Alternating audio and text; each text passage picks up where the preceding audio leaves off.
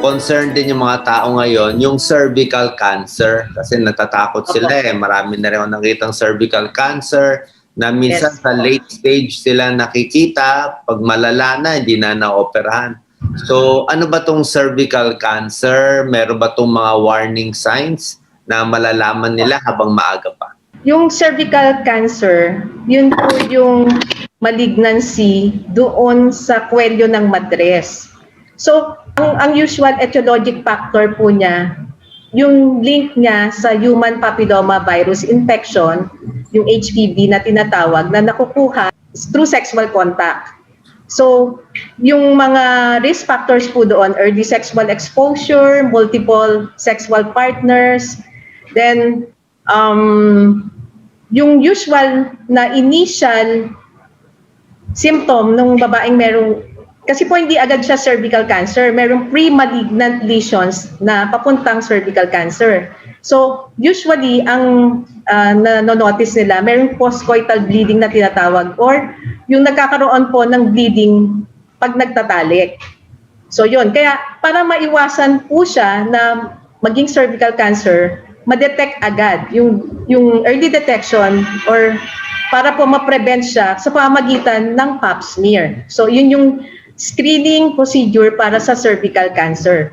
Kasi pag cervical cancer, so history taking, PE, so sa physical exam through speculum exam and internal examination, nadedetect agad po sa clinic kung may mga gross lesion like yung parang hindi smooth yung cervix. So somehow nalalaman na po namin grossly kung mukha nga pong cancerous yung cervical lesion na yon.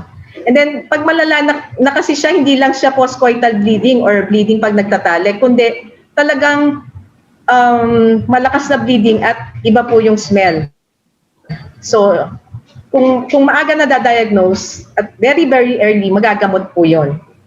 So, ang delikado pala dito, yung after sex, kung magkakaroon ng dugo sa pagtatalik, hindi normal yon, di ba? Yung iba sasabihin, normal lang to eh. Tapos, pagdating naman sa examen, pa-check up sa OB at sa pap smear, kailan ba to nag-uumpisa, anong edad at gaano kadalas? Basta po mayroon ng sexual contact.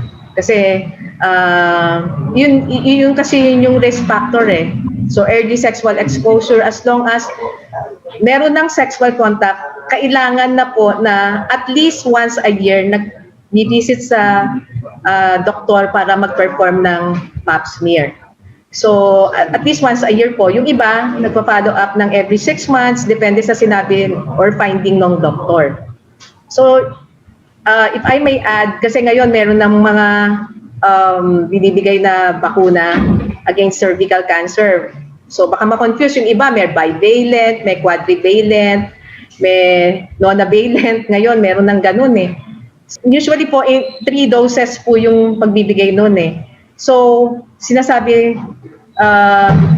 po natin sa pasyente na malaki po yung effectivity rate noong bakuna anti-cervical cancer. And then nag-evolve over time siya. So, nire-recommend mo nga sa mga kababaihan para makaiwas sa cervical cancer, magpapa-check up, pap smear, at meron ding vaccine para dito. Bukod dito, alam mo naman mga kababayan natin, syempre yung iba mahihirap, hindi naman sila nakakapunta sa OP, diba? Hindi naman sila nakaka-pap smear palagi. So, meron pa bang tips pa paano natin maiwasan to? Dapat regular partner, ano ba dapat? Gagamit ng condom, makakatulong ba to? Opo, yung safe sex na tinatawag, yung paggamit ng condom, and then syempre iwasan po yung multiple sexual partners, then maging responsible na kasi minsan yung mga kabataan nowadays, di ba, yung hindi adept sa sexual education. So yung mga magulang, kailangan papayuhan din po yung mga anak about this. And then yung mga ibang practices po na hindi okay, it could lead to cervical cancer eh. Kaya nga po, nowadays, pati yung mga kalalakihan, ina-advise din na magpa-inject ng vaccine against HPV. Kaya nga po, sa inattend ko na recent na webinar about this, so mas maganda daw po, pati yung halimbawa lang, mag-partners, so both partners mag-i-inject ng HPV. Pero ang pinaka-HPV vaccine, pero ang pinaka-safe pa rin is practicing safe sex. Prevention is yung vaccination. So, alam naman natin sa kababayan natin, minsan mahirap talaga mapigilan, di ba? Hindi mo naman alam kung yung partner mo faithful. Possible naman, faithful ka, pero yung partner mo hindi faithful, so lugi ka pa rin. So, magagawa na lang nila test. Tapos, pag nagkaroon na ng cervical cancer, may mga stages to, di ba? So, ano bang maganda mahuli ng anong stage at ano gamutan bawat stage? Opo. So, maganda po talaga ma-detect siya ng stage 1A. Kasi po pagka ganun yung stage, pwede siyang through surgery, yung radical hysterectomy na tinatawag. And then, ano na lang po yun, monitoring. Kasi after ng stage na yon, radiation therapy and chemotherapy na yon eh. So, hindi na po siya amenable to surgery. So, sa lahat ng klaseng cancers, kung early yung stage na nadedetect, mas maganda yung prognosis para sa survival. So kaya pinaka-importante talaga, kahit wala pang nararamdaman, magpa-check up na regularly. Bukod sa cervical cancer, minsan meron akong nakakausap ng mga OB-GYN, marami rin daw ang vaginal wart sa ngayon. Opo, kasi yun nga po yung wart kasi, siya yung precursor na lesion na could lead to cervical cancer. Kasi may link siya sa pagkakaroon ng yung HPV virus. So, kaya nga po sa mga kalalakihan, yung pagbibigay ng HPV vaccine para ma-prevent din yung pagkakaroon ng genital wart. And then eventually yung cervical cancer.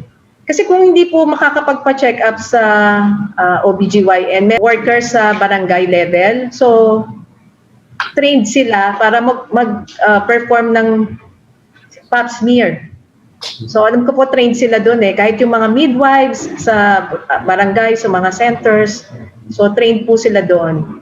And then not necessarily naman, nowadays kasi due to the pandemic, yun nga po, ang nakakalungkot, medyo late na nade-detect kung meron mang cervical cancer, hindi nakaka-catch early dahil nga nadidelay yung kanilang on-site na consultation.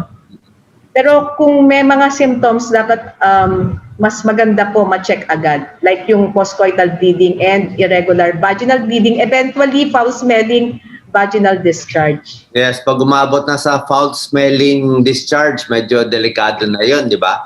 So tulad na sabi mo, Dr. Frida, nag-uumpisa to sa vaginal warts.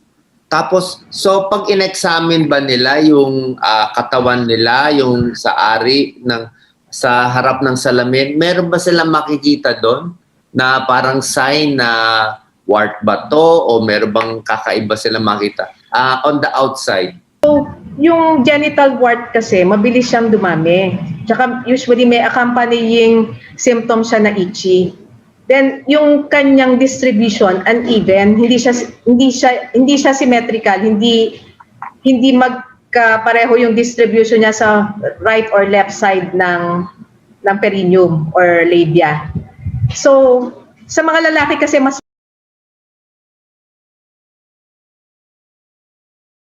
madali siyang ma-detect. Ang pag sinabi kasing wart sa Tagalog, kulugo. So kapag meron siyang so uneven yung skin na recent yung onset, bago medyo dumadami siya, so dapat bigyan natin yun ng pansin. Sa mga kababaihan, usually, paano nila kilala kung vaginal wart or skin tag lang? Yung skin tag po, usually smooth siya eh. Hindi siya magaspang. So, yung skin tag, usually matagal na siya, yung chronic na yung occurrence niya doon sa perineal area. Pag yung wart, genital wart, medyo po recent siya, uneven, parang yung kapa, hindi siya makinis. So, uneven yung pagkapa sa kanya. Ganun siya, para po siya. Makati, may sintomas. Medyo karamihan po yung mga merong ganon, nagko-complain din sila ng itchiness at saka mabilis siyang dumami. Yung genital wart. Kasi through contact yung pagdami niya. Halimbawa lang po, nagwa-wash, then yung ibang part din ng perineum, syempre nahahawakan din. So by that, through that, pwede po siyang dumami. Through contact. Okay, so alam na natin to sa mga kababayan natin na mag-iingat kayo habang naghuhugas. Kung meron kayo nakakapa sa lalaki at sa babae, baka mamaya hindi skin tag to.